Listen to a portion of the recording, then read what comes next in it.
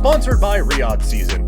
And with my UFC previews, the Monday is always about what are the big storylines for the main event and co-main event fights going in, which I still am going to look at here, but the main story in all of this is the Sphere. The venue is the story this weekend. I don't know what this is going to look like. I can't wait to see what this is going to look like.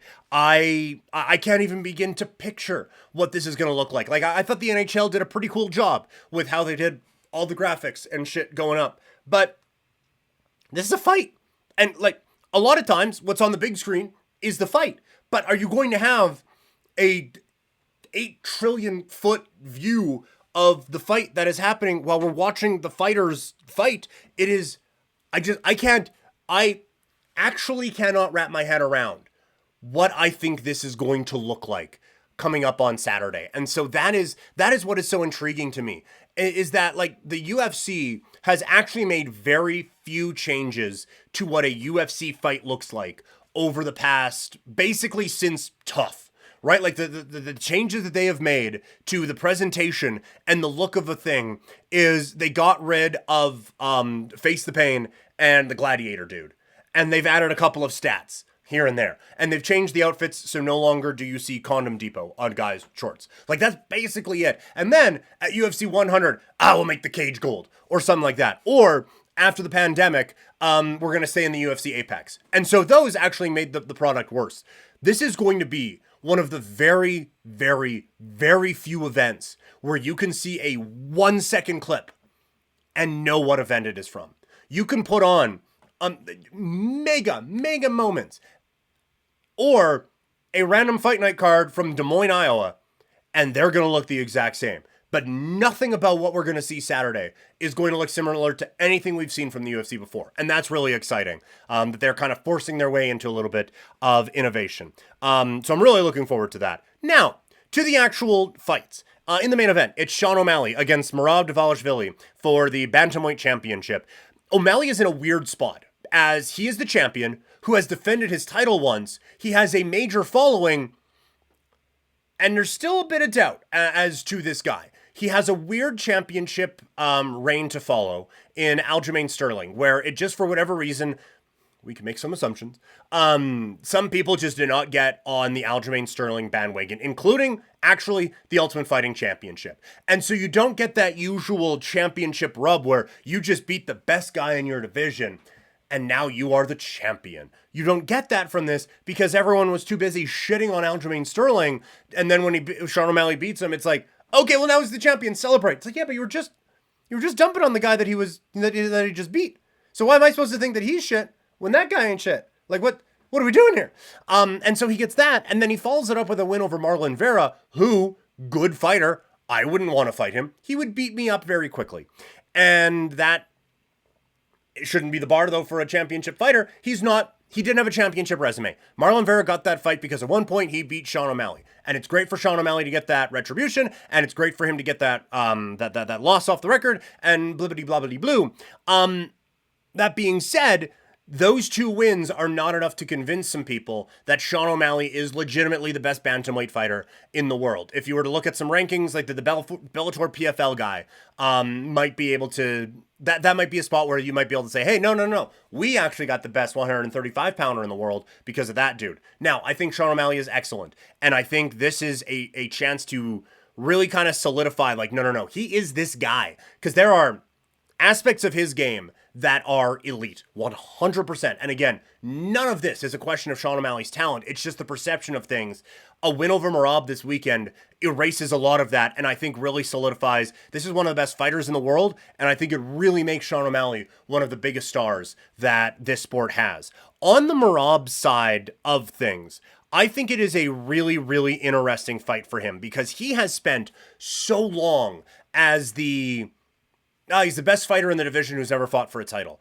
And he just beat all these guys. And then Aljamain Sterling is in this weird triangle thing with Piotr Jan. And then Sterling wins.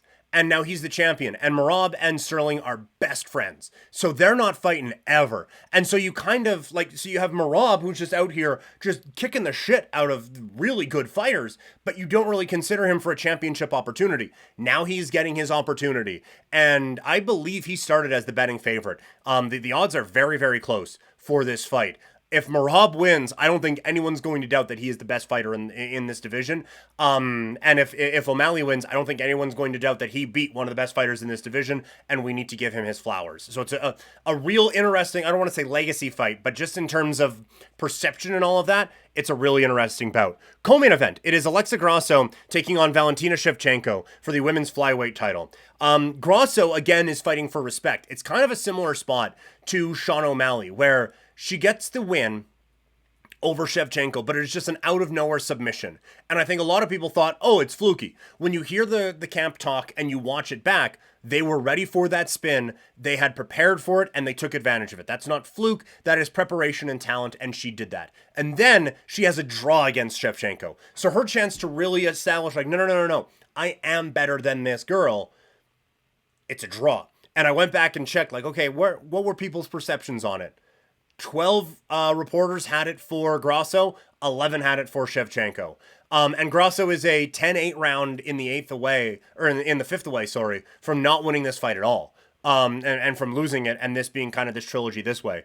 And so a win here fully cements her as the face of this division now. Instead of this 1A, 1B situation with Valentina, a win here really solidifies her as the new face of this division going into what is probably a new era in this division. On the Shevchenko side, this is her trying to get back on top. She is looking to regain her footing as the top women's fighter in the world. A win here, and she does that. You'll probably have a fourth because of the draw, but a win here, I think, really solidifies her as, like, once again, pound for pound, best women's fighter in the world, and we're going to continue on this reign of greatness at least for a little bit. A loss, and there's actually a fair amount of uncertainty. Shevchenko is 36 years old. She has accomplished basically everything you could do in this sport. And she has accomplished anything that is left for her to be able to do. The one thing she hasn't done is beat Amanda Nunes. That's not going to happen now. Amanda Nunes is retired. And even if you got Nunes to come out of retirement for that fight, if Shevchenko won that fight, people would be saying, okay, well, A, once, B, she was retired. Well, look, did you beat the best Amanda Nunes? So that last little carrot is gone. And so if she loses this fight, she's not getting another title shot at Alexa Grasso. This is like a pro wrestling thing where it's, oh, if you lose this bout, you can never challenge for the championship again as long as I'm champion. That's basically what this is. You're not going to get a fourth crack at someone you haven't beaten in the first 3 times. So there's that pressure on it. And then there's also, she's 36. In fight years, that's quite old. Although, again, very good shape, could kick my head off. But what does it leave for her to do?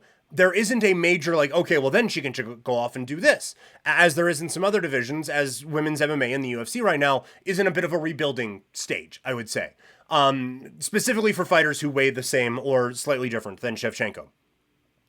And so you don't really have like this major fight that you can do. So what's left? Do you move up to 135 pounds, try to get that one? Do you just try to get a couple money weight fights, a BMF title on the women's side and just go about it that way? What do you do? How do you handle this is, I think, a really interesting, it just leaves a really interesting situation for her coming up this weekend. If she loses this fight, it just leaves a lot of uncertainty. So it's going to be a really interesting fight week as we get ready for it. There's going to be a full preview coming up on the show on Friday.